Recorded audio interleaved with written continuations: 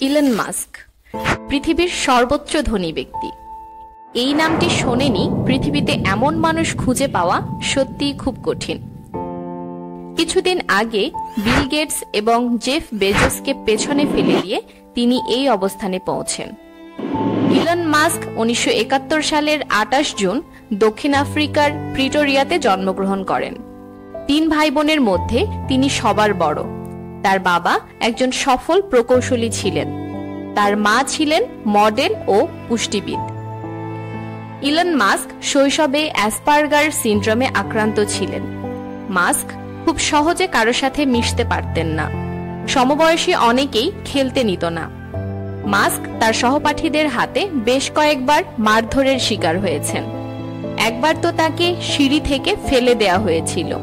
তাই মাস্ক সবার থেকে আলাদা হয়ে নিজের জগৎ তৈরি করে নিয়েছিলেন। ছোটবেলা থেকে কম্পিউটারের প্রতি ঝোঁক থাকায় মাত্র 12 বছর বয়সে ইলন মাস্ক ব্লাস্টার্স গেমটি আবিষ্কার করেন। এটাই ছিল তার প্রথম আবিষ্কার। পরবর্তীতে গেমটি $500 বিক্রি করেন। সেখানেই তিনি থেমে থাকেননি, উদ্যোক্তা হওয়ার প্রমাণ রেখেছেন 16 বছর বয়সেই। সে তার কল্পনায় অনেক কিছু তৈরি করে ফেলতে পারত এবং পরে সে অনুসারে কিছু করার চেষ্টাও করত। মাস্কের উর্বর মস্তিষ্ক থেকে আইডিয়া আসে একটি ভিডিও আর্কেড তৈরি করার।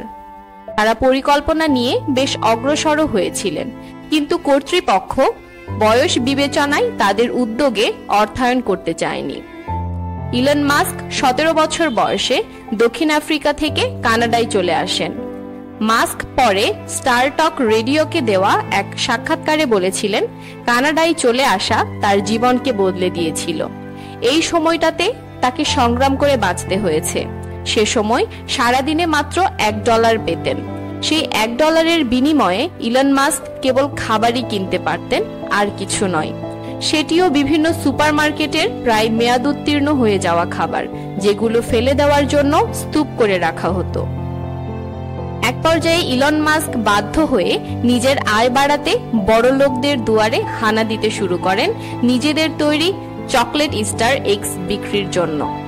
তারা যে দামে বানাতেন তার চেয়ে প্রায় 20 গুণ বেশি দামে বিক্রি করতেন।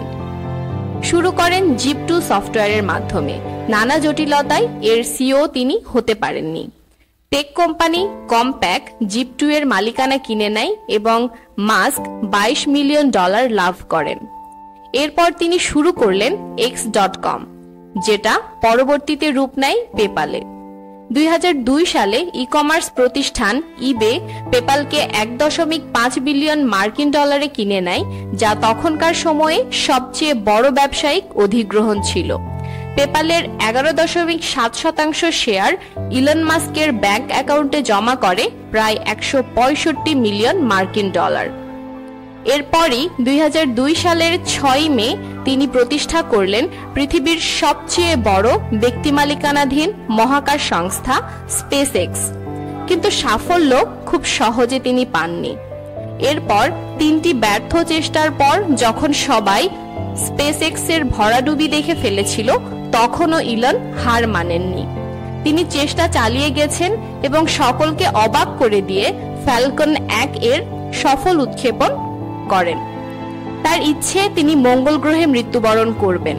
সেই লক্ষ্যেই তিনি কাজ করছেন যখন মানবজাতি পৃথিবী অতিক্রম করে মঙ্গল গ্রহে বসবাস আরম্ভ করবে। স্পেস এক্স এর প্রতিষ্ঠার 2 বছর পর ইলন মাস্ক ঠিক করলেন পৃথিবীর জ্বালানির ঘাটতি কমানোর জন্য বৈদ্যুতিক শক্তিচালিত গাড়ির কোনো বিকল্প নেই। তাই তিনি প্রতিষ্ঠা করলেন টেসলা ইনকর্পোরেটেড, সৌর ও বৈদ্যুতিক জ্বালানি শক্তিচালিত মোটর গাড়ির অনন্য এক প্রতিষ্ঠান, যা আবার শতভাগ পরিবেশ বান্ধব। পৃথিবীর দূরত্বকে কমিয়ে আনার জন্য তিনি কাজ করে যাচ্ছেন হাইপারলুপ নামক প্রজেক্টে। এই প্রজেক্ট বাস্তব হলে পৃথিবীর এক প্রান্ত থেকে অন্য প্রান্তে সাধারণ মানুষ যেতে পারবে মাত্র কয়েক ঘন্টায়। ইলন মাস্কের নানান উদ্যোগের মধ্যে আরো রয়েছে সোলার সিটি, যেখানে মাস্ক পুরো পৃথিবীকে সৌরশক্তির নিচে আনতে চান।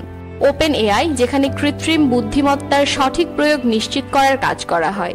নিউরালিঙ্ক, গিগা ফ্যাক্টরির মতো আরো অনেক উদ্ভাবনী ধারণা। যাই হোক, ইলন মাস্ক একজন সফল ব্যবসায়ী।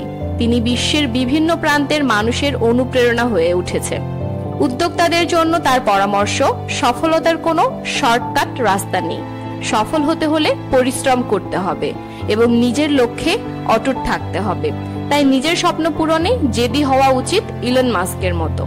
ভিডিওটি ভালো লাগলে বেশি বেশি শেয়ার করুন এবং চ্যানেলটি সাবস্ক্রাইব করে পাশেই থাকুন।